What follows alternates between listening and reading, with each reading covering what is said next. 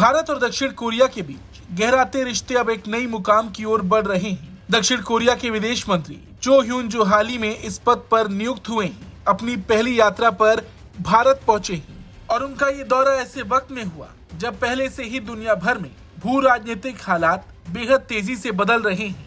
America जो दोनों ही देशों का एक पारंपरिक रणनीतिक साझेदार रहा है, अब अपनी टैरिफ नीति और अमेरिका फर्स्ट अप्रोच के चलते वैश्विक व्यापार सहयोग में एक अलग भूमिका निभा रहा है। अमेरिका की नीतियों का असर भारत और दक्षिण कोरिया दोनों पर पड़ रहा है।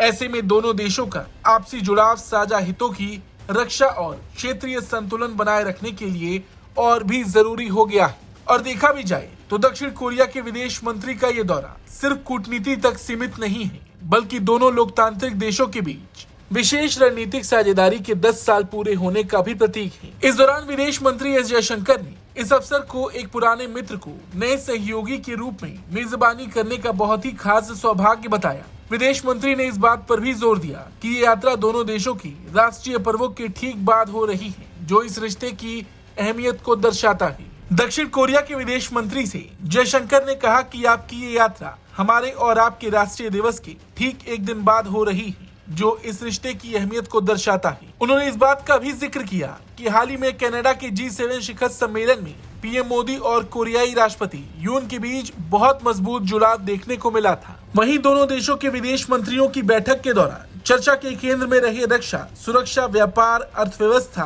कनेक्टिविटी और जनता से जनता के रिश्ते। जयशंकर ने उम्मीद जताई कि ये एक बहुत ही अच्छा और उपयोगी संवाद साबित होगा। वहीं दक्षिण कोरिया ने भी हाल ही में कश्मीर में आई भीषण बाढ़ को लेकर संवेदना जताई। वहीं विदेश मंत्री जयशंकर ने अप्रैल में पहलगाम में हुए आतंकी हमले की कड़ी निंदा करने के लिए दक्षिण कोरिया के विदेश मंत्री चो ह्यून का आभार व्यक्त किया है। ये बयान भारत दक्षिण कोरिया के बीच भरोसे और सहयोग की गहराई को दर्शाता है, खासकर ऐसे संवेदनशील मुद्दों पर जहां अंतर्राष्ट्रीय समर्थन भारत के लिए कूटनीतिक रूप से बेहद अहम होता है। दक्षिण कोरिया के विदेश मंत्री चो ह्यून जो अतीत में भारत में कोरिया के राजदूत रह चुके हैं, इस यात्रा को निजी और पेशेवर दोनों स्तरों पर बेहद खास मानते हैं। उन्होंने कहा कि भारत लौटना उनके लिए सम्मान की बात है और उन्हें भारत सरकार, संसद और लोगों से पहले मिले सहयोग आज भी याद है। देखा जाए तो दक्षिण कोरिया और भारत के रिश्ते अब सिर्फ राजनयिक फाइलों तक सीमित नहीं है। ये संबंध साझा मूल्यों, भरोसे, सहयोग और लोगों के दिलों से जुड़ चुके हैं। चो ह्यून की यात्रा उसी रिश्ते को अगले दशक के लिए नई दिशा देने की एक मजबूत शुरुआत है। दक्षिण कोरिया के विदेश मंत्री की भारत यात्रा को लेकर आपका क्या कुछ कहना है, कमेंट करके जरूर बताएं। ब्यूरो रिपोर्ट, भारत तक।